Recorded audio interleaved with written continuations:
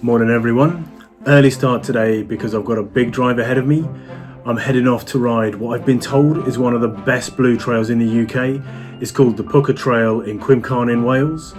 And yes, I know my Welsh pronunciations are terrible, so please let me know how I should pronounce it down in the comments. But for now, let's get on the road. Next stop, Cwm Carn. The Pucker Trail is a short undertaking and it's a trail of two halves. A pretty mellow pedal uphill, and then a wiggly, jumpy, uninterrupted 2.3 kilometre long descent back down.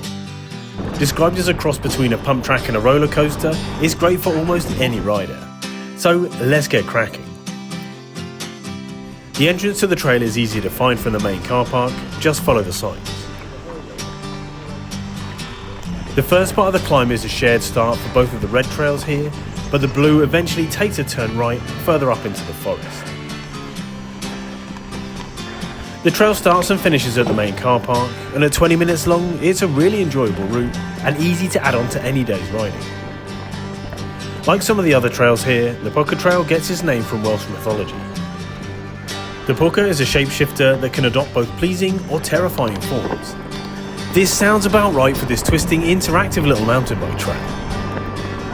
Before you get to the top of this short piece of flow trail, the frosty grass gives you a hint at how cold and icy it is today. But the sun is shining, so I know it's going to be a good day's ride. At a casual pace, it takes about 10 minutes to get to the top of the climb, and that included a quick stop to take a couple of pictures. And now, time for some downhill. After making your way along the top of the trail, you get to start what appears to be a gentle descent, but looks can be deceiving. Keep your eyes open for cheeky gap transfers and a couple of small jumps, one of which nearly caught me off guard. This being my first trail after a 4-hour drive, my stiff legs were shocked by the features on this slower upper section. You can see me casing even the smallest of jumps. Not good. Not to mention that my poor old bike is long and slack. It excels at riding unpredictable terrain, but hiking it over some of the smoother jumps was a bit of a hug, especially when I wasn't going fast enough. So it's clearly time for me to get my head in the game.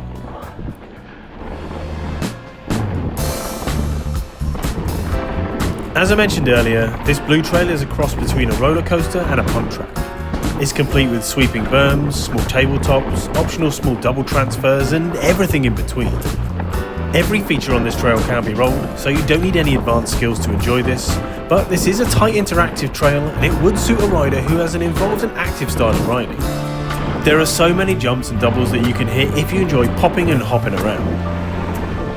This trail is very different to the other reds and black trails here at Cwm Carn. This is a short and smooth trail, whereas the rest are long adventure type exploration trails.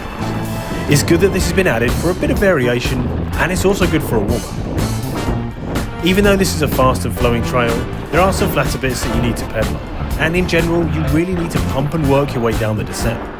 I can certainly attest to the fact that my legs were already aching at the halfway point of this descent, and this is only my first trail of the day.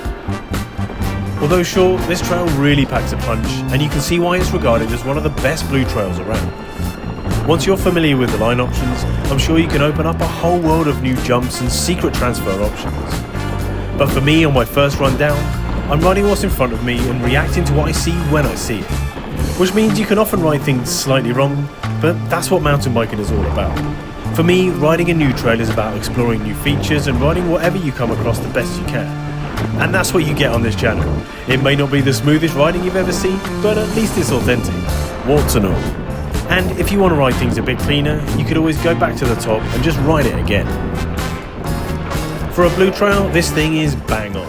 I've ridden red trails that are way less fun than this and that have way less features on it. It's definitely at the higher end of the blue grade, so you're really getting bang for your buck. If you're a rider looking to progress from blue trails towards red, this is a good trail to test your skills on.